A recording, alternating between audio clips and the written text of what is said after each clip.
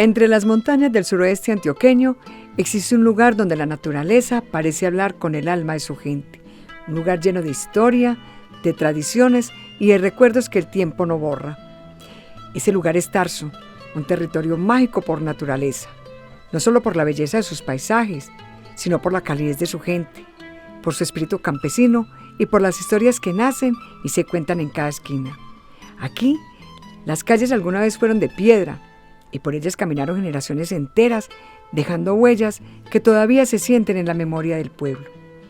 Son historias que viven en la voz pausada de los abuelos, en los recuerdos que se cuentan al caer la tarde y en esas fotografías antiguas donde el tiempo quedó guardado para siempre. Porque Tarso no es solo un lugar en el mapa, es un pueblo de tradiciones, de costumbres que se heredan, de vida sencilla y corazón grande, lleno de gente berraca, de manos trabajadoras y sonrisas que inspiran. Y también es, desde hace mucho tiempo, tierra de poetas. Tal vez por eso sus montañas inspiran, sus calles cuentan historias y su gente siempre tiene una palabra para recordar el pasado. Hoy abrimos la puerta a esa memoria, para recorrer las historias, los recuerdos y los sueños que han dado vida a este pueblo colgado entre montañas. Esta es la historia de Tarso.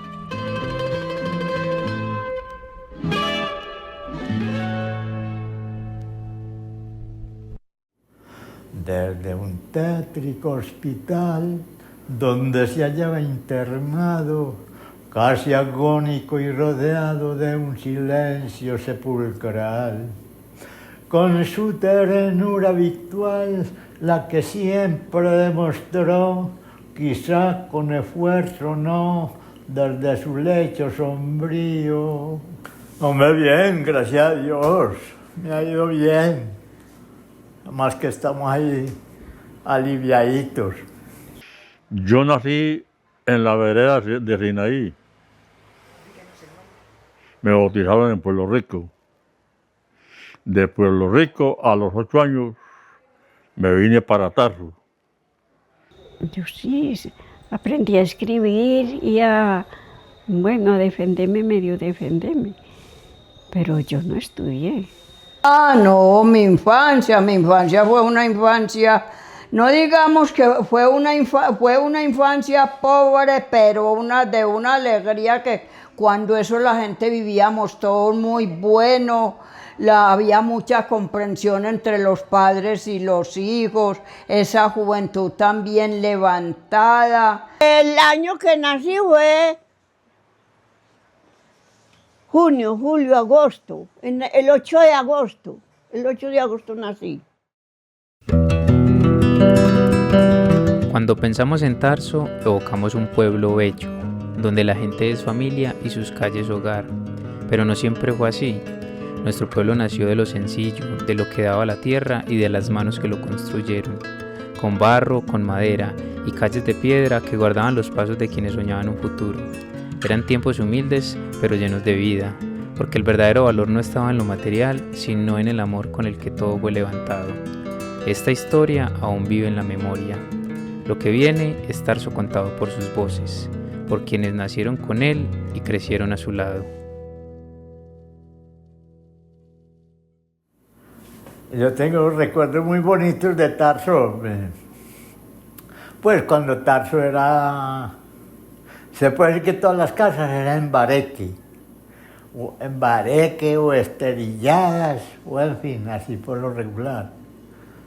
El pueblo era empedrado. Por ejemplo, aquí en lo que llamamos la plaza, eso era pues empedradita. El hospital hay una cosita ahí de ¿cómo le dije yo a usted? De esterilla. Las calles, estas calles eran con árboles, es decir, con rastrojito. Después de eso, ya las empedraron. Empedrado, en tierra, pero más que todo aquí en la plaza era empedrado. Y decía que por el techo de la casa ella le abría un hueco a la paja, porque eran ranchitos de paja, no eran casas de... Y ella nos contaba que iba a venir una época de tener inodoros de losa, baños de losa, pisos de estos. Ay, y si nos tocará a nosotros esas bellezas de vida. Sí, a mí no, pero a ustedes sí les va a tocar ver, ir al baño, a unas cosas de losa bonitas y a unos baños. Eso es muy bonito. Tarso era como un pedrero, unas carreteras por donde trajinaban las bestias para ir a Pintada. En esa época todavía no había hospital. El hospital era aquí donde Iván Tamayo, ahí era el hospital.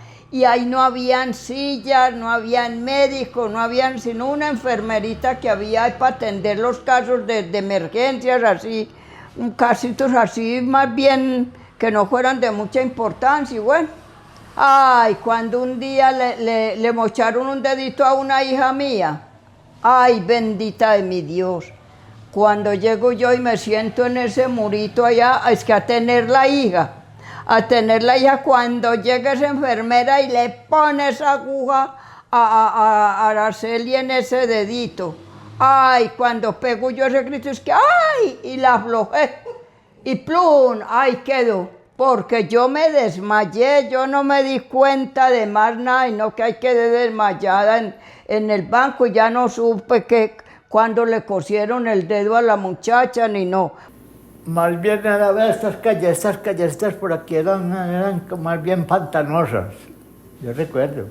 El parque era todo negocios, pues tolditos. Y ya no me acuerdo más. El parque era que había veces que uno tenía que arremangarse. En la vía antigua, pues, en la vía que a mí me tocó, era pantano. Después de eso lo emperaron. Y entonces ya siguió, ya calmó un poquito, ya las cosas cambiaron un poquito. Ya la casa, es decir, lo que es la terraza, ese era el punto donde llegábamos. En unas piececitas de esterilla. No eran casitas. Ah, oiga, esto no se veía, esto es un palacio. Oye, estamos en el cielo. Yo le digo a mi hijo, estamos viviendo en el cielo. Gloria al Señor que nos iluminó este vivir tan lindo. Y más esta armada que me despintaron la casita. Ave María! Eso le digo yo al hijo.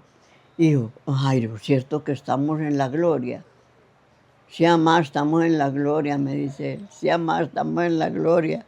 Ay, ya empezó. Como Tarso era que Tarso no era de muchos lujos como es ahora, no. Las calles eran empedradas, unas calles ahí de pura piedra, las casitas muchas hechas con guauda, esterillas. Oigan, y en ese entonces, lo que es el Mamoncillo, esa ceiba que hay al frente de la alcaldía, y ese mango que hay al frente de donde Guillermo, eso pueden tener por ahí 100 años. La iglesia aquí era una cosita muy... No, pues, verdaderamente, ya hoy es un palacio. Eso era como que les dijera yo, como una capillita. Era como una triste capillita, porque santicos sí había, los santos no han fallado. Por eso es que yo soy tan devota de los santos. Yo soy muy devota de los santos. Y las casitas eran todas así como enchiladitas en esterilla, lo que llamaban en esa época se llamaba es que bareque. Y había mucha casa que era, en ese entonces le decían es que cancel, las casas tapadas con tabla. Y el cementerio había que subir unas escalitas para poder subir al cementerio. Y ya los alcaldes, eso fue ya el progreso, fueron los alcaldes los que fueron empezando, poquito a poco fueron empezando a edificar las cosas ya para que el pueblo fuera progresando hasta el momento actual. Hombre, en Tarso ha mejorado mucho. Uf, que Tarso dio un cambio muy, digamos que bonito, porque mire, está muy bien construido, por lo regular está muy bien construido todo. Vea la iglesia que tenemos, una iglesia muy bonita. Tenemos el edificio allá abajo, la alcaldía. No, ahí Tarso cambió mucho, buenas construcciones y todo. Yo recuerdo cuando esto era, las casitas donde uno vivía eran esterilladas con unos, que uno oía cualquier bullita por ahí en la calle, y ahí me ocurría uno y asomarse así por las rendijas de las esterillas, de serio. La notaría era una cosita ahí de esterillas.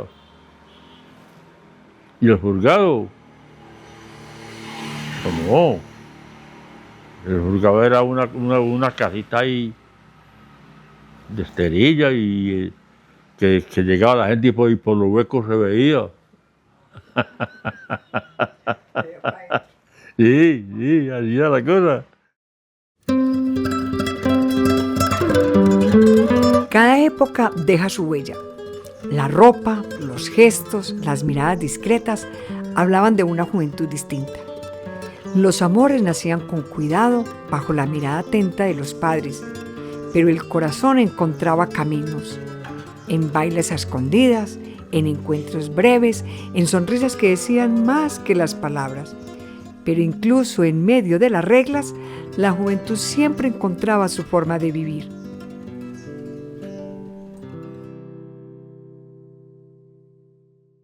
No, eso era uno descalzo. La mayoría de gente descalzo. Cuando yo, en la juventud mía, pues, la gente descalza y su ruana y su carriel. Y eso había... Hombre, vamos para misa. El campesino salía con ese arte con esa ilusión de la misa. Hombre, no, me voy a casi misa, hombre. Como a uno en ese entonces, a uno no le dejaban alargar el pantalón hasta que no cumpliera 21 años. Yo era con estos pies así, todo recuca y con esos muslitos gruesos. Y con las pantaloneticas y con los pantaloncitos. Unos pantalones todos remendados. Eso parecía un periódico, hermano, porque éramos pobres, muy pobres. Y entonces la mamita mía se nos rompían las pantaloneticas por detrás, mismo a pegarle un remiendo. Se rompía ese remiendo, encima de ese le pegaban otro. Y así vivimos nosotros, la niñez, lo más de bueno. A patica boleada. A veces que nos pegaban unos tropezones, hermano, que eso volaban lejos esas uñitas. Hombre, fulano, se me acabó el maíz. No, yo tengo, hombre, venga. Venga, lleve. Vea, ahí hay frisol y hay maíz para que lleve. Que se me acabó la yuca. Estoy hasta niñita. Yo tengo yucas hechas, venga, lleve. Y yo conforme salía de allá, con eso me volvía a la casa. No me gustaba comer, es que había un hotel que decían que una Mercedes, con perdón de ustedes, les digo yo, En ese tiempo era de mucha brutalidad. Es que Mercedes Culo la llamaban. Eso quedó grabado ahí. ¿No importa? No importa, es que Mercedes Culo era. Eso sí, a las 8 de la noche en la casa. Yo tuve, pues, varones, tuve otros 2 hermanos. Pero estamos en la casa y allá la que daba la orden era la abuela. Nos mandaban a un mandado. No se me demoran 10 minutos para estar aquí. Cuando vivíamos por aquí alrededor del pueblo. Y así tenía que ser. Y en esa época todo era la bendición más linda del mundo, con todo el mundo, con todo el mundo. Ve, pero está viendo la libre panela. A usted le acaba a usted le acaba la panela. En el campo. Ve, Julana, ¿tenés panela? Las mujeres. Julana, ¿tenés panela? Sí, querida. ¿Necesitas? Para que me preste una libra o un par hasta mañana. Eso es lo que yo más recuerdo, la unión. Como a nosotros no nos dejaron conseguir novios ni que los novios nos tocaran, que porque fracasábamos y nos tocaban un dedo. Hombre, yo fui un personaje. Pues yo me conseguía mis novias, yo charlaba con las muchachas por allí. Y de pronto yo iba pues así conversando con ellas y tal, y entonces como en ese entonces existía tanto los padres muy celosos. Y entonces la muchacha ligero, de pronto ella le contaba a la mamá o a los papás que, ay, yo estoy charlando con Julano, ¿qué tal? Dígale a ese señor que si quiere conversar con usted, que me haga el favor y venga y pida el permiso para poder conversar con usted.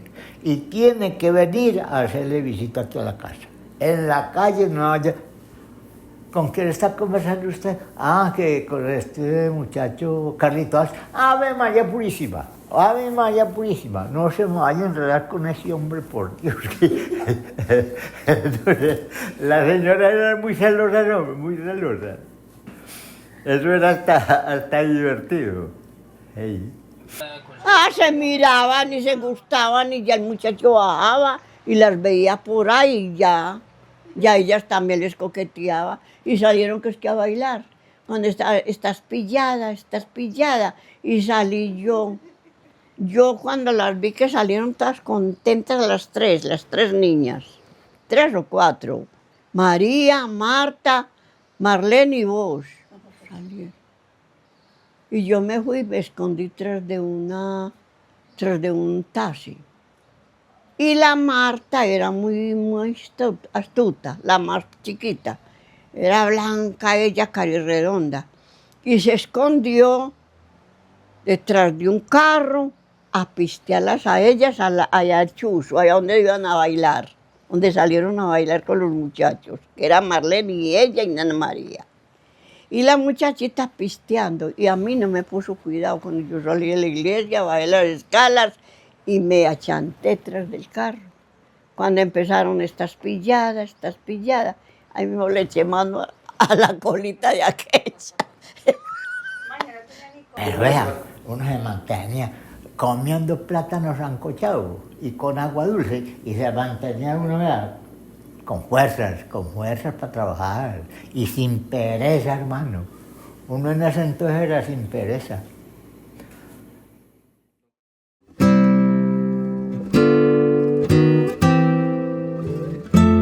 El parque no solo era un lugar de encuentro, era también el corazón del comercio. Desde muy temprano, los caminos se llenaban de pasos que venían del campo. Campesinos que traían consigo el fruto de su trabajo, lo sembrado, lo criado, lo cuidado con paciencia. Bajo toldos se vendía la carne, los productos de la tierra e incluso animales como cerdos y ganado. Todo hacía parte de un mismo movimiento. El pueblo se llenaba de vida, de voces, de manos que ofrecían y otras que recibían. Pero más allá de lo que se compraba o se vendía, lo que realmente circulaba era la confianza, el trabajo digno y la esencia de una cultura campesina que encontraba en el parque su lugar de encuentro.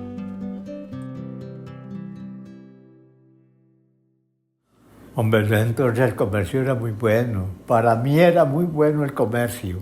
Ey. Vea que en ese entonces apareció Guillermo Cardona y puso un negocio, lo que llamamos hoy la Calinca.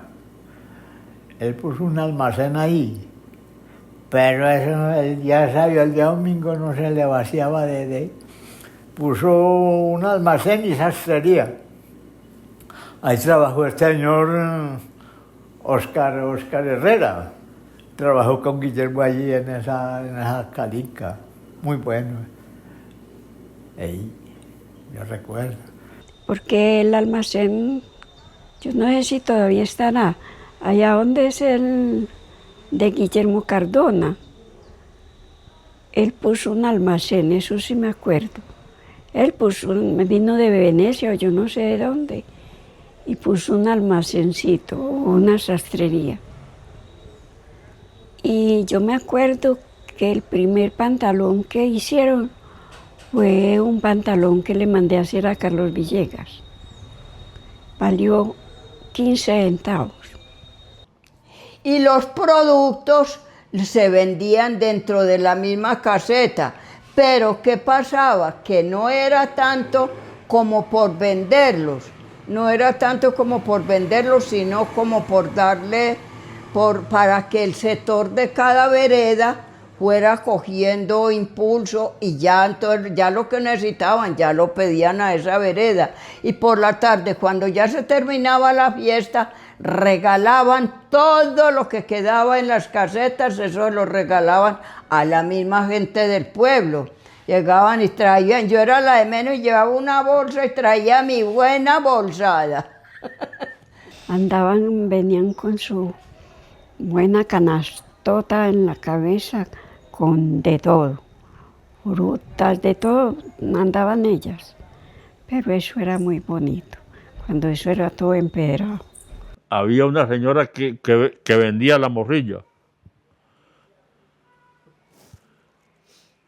Que vendía morcilla y empanadas y buñuelos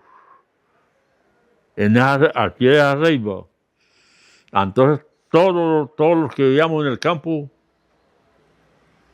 les comprábamos la morcilla para allá por la casa. Y en la casa, los primeros que decían las viejas pues de nosotros, acuérdense de la morcilla.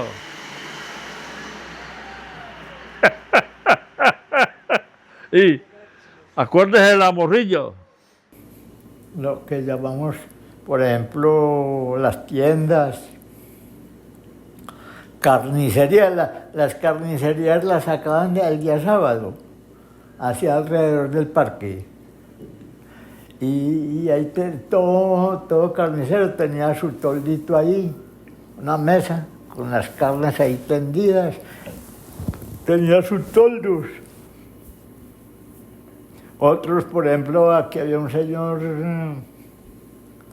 Horacio Jaramillo, ese tenía la carnicería abajo, donde es hoy, por ahí así más o menos, donde es esa oficina ¿cómo se llama? De la electrificadora. Pasemos al matadero. El matadero era una cosa ahí, en un ranchito. Y entonces un señor Manuel Pulgarín era el que subía la carne en una bestiacita y la repartía aquí en la plaza a los carniceros. Bueno, ya enseguida de eso, ya se nos, que pasó eso, que ya hicieron el matadero, ya empezaron ya empezaron a arreglar los novillos en el matadero, lo que llamábamos el matadero, que hoy es San Martín. Y el mercado de los toldos era aquí en el parque, Ahí estaban todas las carnicerías, donde vendían todo, pues, mercado. Ahí vendían todo, eso eran todos toldos. Desde aquí de la primera escalita hasta el lado de allá. Eso era todo surtido en tolditos. Y entonces usted llegaba y entonces el carnicero, el que tenía la carne en contacto, pues ahí se la guardaban. O si no, uno llegaba por la mañana y decía, bueno, córteme de aquí, colgadita ahí, enganchos, córteme de aquí.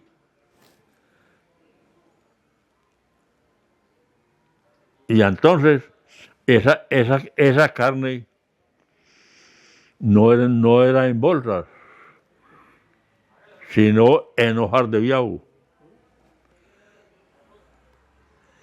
En hojas de biau que las envolvían. Y entonces uno llegaba con lo que llamábamos la jíquera primero, que ya se acabó la costumbre de la jíquera, y ahí se empacaba la carne. Y vi que aquí allá en el Mamoncillo, esa era la feria de los cerdos. Allá sacaban todos esos marranitos pequeños que traían de las arepas, de por allá el mulato, es decir, y todos esos cerditos pequeños los arrimaban a ese Mamoncillo, ya era la feria. Aquí en ese mango grande que hay al frente de Guillermo, llegaban unas señoras. Una llamaba Malena, me parece que era Malena Londoño, es decir, pero el nombre sí era Malena. Y la otra compañera era Manuela la Pandequesera. Yo no le conocí el apellido porque diario era que vayan de Manuela la Pandequesera, que vaya donde Malena, que me mande unos tabacos, que yo no sé. El día domingo sacaban acá a la plaza una marrana con 8 o 10 marranitos para vender, y entonces el campesino que no tenía lo compraba su marrano, lo que llamábamos el cuchino. Sí, el cuchino, así llamábamos el cuchinito. Hombre, ¿cuánto vale ese cuchino? ¿Cuánto vale ese cuchino? Vale tanto. Y ahí se negociaba. El panadero era de los Arboledas. Esa era la única que me parece que había. No me acuerdo de más.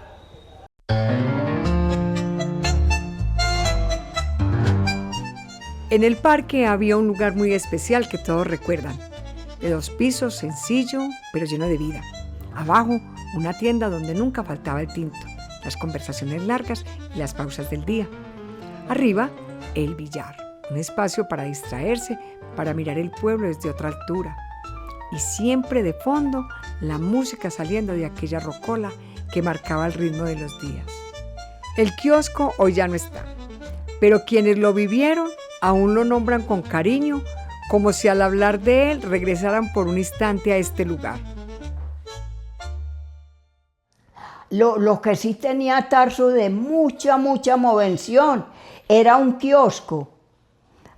Tenía un kiosquito que era el todo de Tarso. Ahí venían todos los campesinos de todas partes, venían venían a ese kiosquito, ahí comían y de todo, ahí se vendía de toda clase de comidas, frescos y de todo. Bueno. Ahí había un kiosquito que un señor Pablo Hurtado vendía tintico, aguardiente, lo que se vendía en esa época. Y cuando eso sí había mucho personal, salía aquí a este pueblo gente. Este pueblo era muy bueno antiguamente, muy concurrido, mucha gente, salía de la Herradura, de Morrón, de Cascabel, de Sinaí, de por aquí, de todas estas, la Germania. Y, hombre, había un kiosco, el kiosco que no fallaba, el kiosco allá había un kiosco que yo no sé por qué lo quitaron, hombre. ¿Y qué había en ese kiosco? ¿Ah? ¿Qué había en ese kiosco? En ese kiosco nos vendían lo que era cerveza, aguardiente, empanadas. Era de 2 pisitos. El de debajo era donde teníamos pues las cosas para vender. Y encima había un billar. Y ya. Yo me acuerdo que era como un kiosco. Ahí junto donde hicieron el parque, ahí había un kiosco como de 2 pisos. Y era un orgullo nosotros salir ya montando en ese kiosco a mirar Tarso, Ay, bendito sea Dios.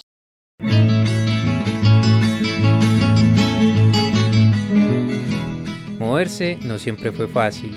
Antes no habían carreteras, habían caminos de herradura, senderos marcados por el paso constante de quienes iban y venían a pie o a lomo de mula.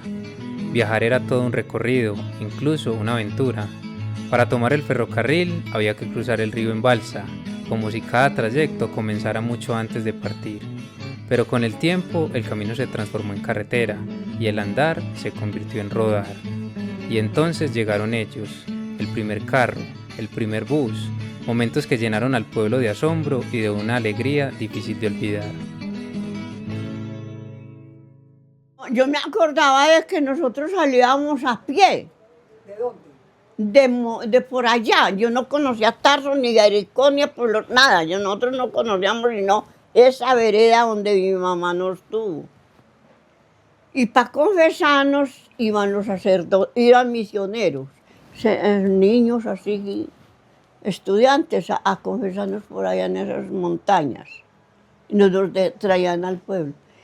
Mira bien, vea, cuando pues estaba yo por allí unos 12 o 13 años, aquí no había carro. Aquí entró un carrito, que lo entraron por aquí, por esta región de eso se llamaba El Cedrón, por Jericó, Pueblo Rico, aquí, bajando aquí, eso se llama por ahí, eso corresponde aquí a la Germania, por ahí, por esta calle, oiga, por esta calle, uno se iba Pueblo Rico, Jericó.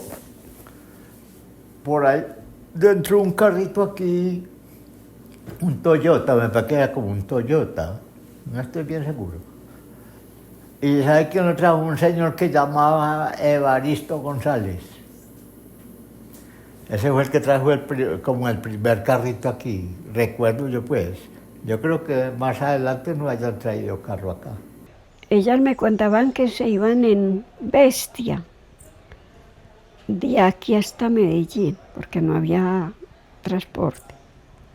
Pero que llevaban, se demoraban un día, más de un día, en fin. No tenían paradero en ninguna parte, ni siquiera para tomar fresco. Pues eso me contaban ellas, no sé. Y un niño y 9 y 10 niñas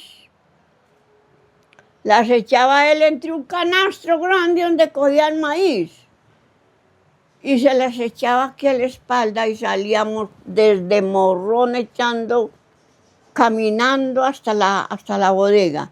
En la bodega era un rastro de bestia, caminos de bestia. Ay, qué pecado. Y era él con ese canastro, ladeándose para lado y lado con todos sus muchachitos llorando entre ese y sin un trago de agua dulce caminando desde Morrón hasta aquí. Se venían bestias desde Jericó porque no había transporte en ese entonces, no había carro. Y nosotros vivíamos por aquí arriba, ahí del tanque para arriba. Esa era la calle principal, salía de aquí y se iba, y por esa calle se iba uno hasta Jericó, se iba por ahí. Que ya allá en esa finca tenía que subir de a caballo, por unos canelones, pero no le hace, subía, compraba ese mercado y volvía y arrancaba en un caballo. El van. Era una cosecha que... Acuérdate pues, hermano, que el sábado nos tenemos que ir para Medellín. Y yo, ¿y cómo que para Medellín? Cuando eso, ¿sabes? Están haciendo esta carretera de la bodega. Oiga, y nos tocó aventar infantería hasta bajar abajo a Peñaliza, a coger un carro de los que venían de por allá de Bolívar, de por allá de Andes, en fin. Oiga, aventando infantería desde aquí, hermano. Hasta que abrieron esta carretera, que esta fue la primera carretera que entró a Tarso, la de la bodega, a pasar aquí por el campamento, aquí que sube por el cementerio. Esa fue. No, pues cuando nosotros vinimos de Pueblo Rico, ya esto era más poblado, ya había carro. Cuando eso ya había carro, entonces íbamos en carro. Si ustedes vieran cuando trajeron el primer bus, ay, cuando trajeron el primer bus, ese comentario, eso lo avisaron como un mes con anticipación. Ay, que va a venir, vamos a traer un bus porque se le va a meter carretera a Tarso y la primer carretera va a ser para Patio Bonito. Y entonces y así fue, cuando trajeron el primer bus, esa novelería, ese gentío, por Dios, y toda la gente nos desplazamos todos para Patio Bonito con ese bus, y eso fue algo muy, muy hermoso, fue muy, muy lindo. Hombre, el ferrocarril, y me tocó montar mucho en él. Me tocó montar en él hasta ir a una parte que llama Cisneros abajo. Ahí. Es que aquí lo que era la carne, pues el comercio, lo que era la panela, la cerveza y todas esas cosas como que de pronto tenían que venir de Medellín. Eso lo despachaban en el tren y tenían que bajar por él abajo a la estación Tarso. ¿Y sabe cuál era el camino? El camino es esta calle que sale aquí por donde el Leoncio. Eso lo llamaban la calle de la Pobre, porque eso era para ir a la Pobre. Uno salía aquí, se iba allí a lo que llaman Horizonte, que eso taponaron la calle ahí, a bajar abajo a las Mercedes, al hoyo que llaman. Eso era un callejón así, hermano. Yo no sé, la gente se adueñaron de los caminos ya.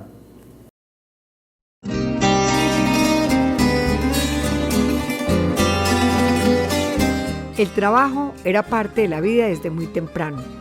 Antes de que saliera el sol ya habían manos en movimiento, caminos recorridos y jornadas que apenas comenzaban. El campo marcaba el ritmo: café, maíz, frijol, productos nacidos de la tierra y del esfuerzo constante.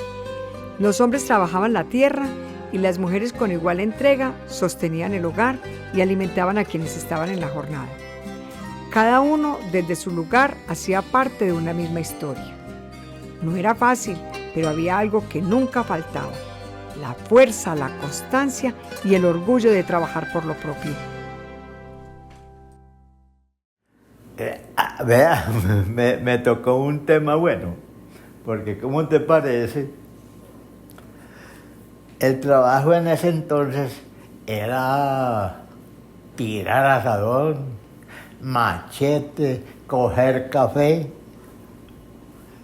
Ese era el trabajo en toda esta región, porque había café sembrado. Pues yo sí me acuerdo de que mi mamá nos levantó a nosotros. Y ella fue casada con un muchacho y tuvo como 5 o 6 hijos. Después de esos 5 o 6 hijos, tuvo 3. Yo era nadie. Si recorría esos campos, cogiendo café, terciando leña, arrancando yuca, cogiendo maíz, frijol, de todo. Y a mi mamá le cogieron mucho cariño a esa gente porque era muy trabajadora. Y ella trabajaba como un hombre para levantar toda esa familia. Y ella decía que a ella le tocaba trabajar para levantar sus niñas, las que le había dejado el esposo y las que habían venido del cielo por esa paja que caíamos a la cama, unos niños. No, el primer trabajo, sinceramente, el primer trabajo que me tocó a mí, pues, por ejemplo, coger café y tirar asadón. También me tocó tirar barra en Peña Bonita. Me tocó ir a trabajar hasta un punto que se llama El Balsal, que eso correspondía en ese entonces a Canaán. Aquí por un punto que se llama Montefeo. Por ahí me tocaba irme salir de la casa pues a las 5 de la mañana, que madrugaba la pobre vieja a echarnos platanitos sancochados por ahí, para irnos a trabajar, hermano. Oiga, ¿para qué vamos a hablar babas? Trabajar en una casa, en una hacienda, con una sirvienta. Trabajando pues como sirvientas. Teresa y yo éramos las niñas, en estos días murió allí. Teresa se murió, Teresa era mayorcita que mi persona, yo era la niña. Entonces a mí me dejaban en la cocina, que era más sentimental, para hacer mazamorra, arepas. Yo aprendí más fácil porque mi tía Marina me enseñaba, la patrona, a planchar, a hacer arepas, a hacer de comer para trabajadores. Y yo hacía para 7 trabajadores, 4 cortando caña y los otros remellando panela, sacando panela. Y yo hacía de comer y hacía para mandar mazamorra, frijoles, chocolate. De madrugada, a las 2 de la mañana nos levantamos, ella y yo, Teresa y yo. Ya estaba yo ahí trabajando, surtimos de una, no sé cómo, pero surtimos de una el café y la cocina. Y yo no sé cómo surtimos, uno sin plata, pero como me decía un de esos de Pueblo Rico, no me acuerdo cómo los llamaba, es que, no mija, es que si no, nosotros no tenemos plata, los demás la tienen. Otra cosa que a mí no se me olvida. Y entonces le dije yo, pues también es cierto.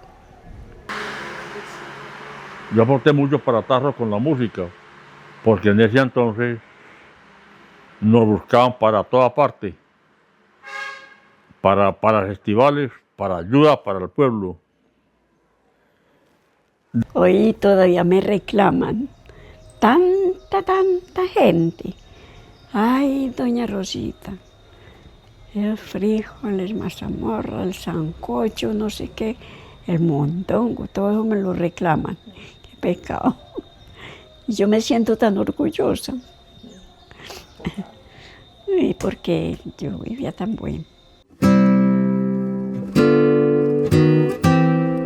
Más allá del trabajo estaban las fiestas, días de plaza llena donde el campo y el pueblo se hacían uno solo.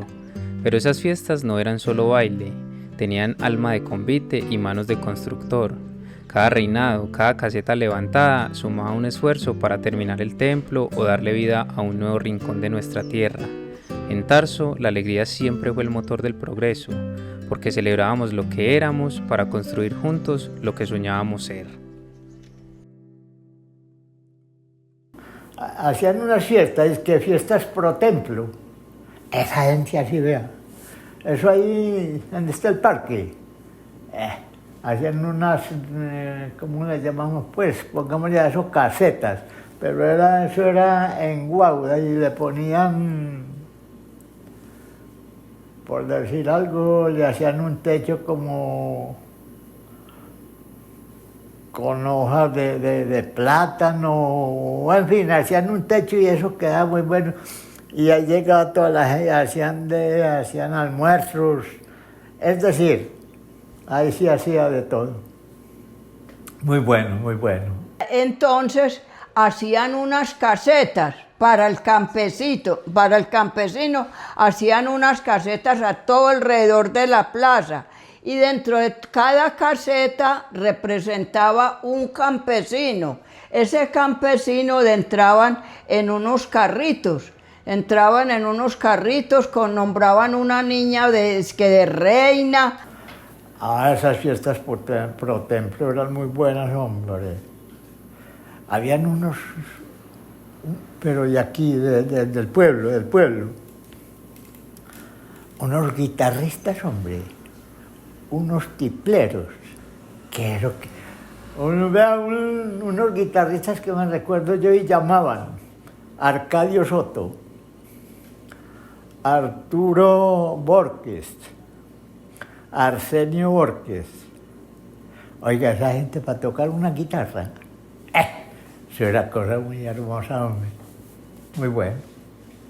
La fiesta del campesino ha sido numerosa acá. Muy buena ha sido, porque los alcaldes que han venido le han puesto mano. Sí, muchos regalitos, con el almuercito, pues hombre, en muchos fundamentos.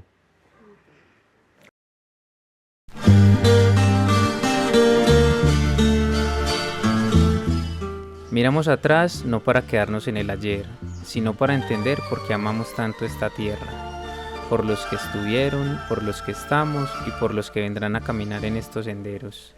Sigamos contando nuestra historia, porque mientras haya una voz que lo narre, Tarso será eterno. Que me dejó tu amor, que no fuera un pesar.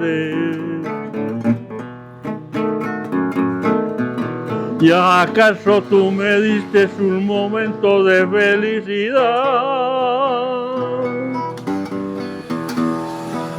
Que me dejó tu amor. Mi vida te pregunta y el corazón responde: pesare, pesare. Y el corazón responde: pesares, pesares.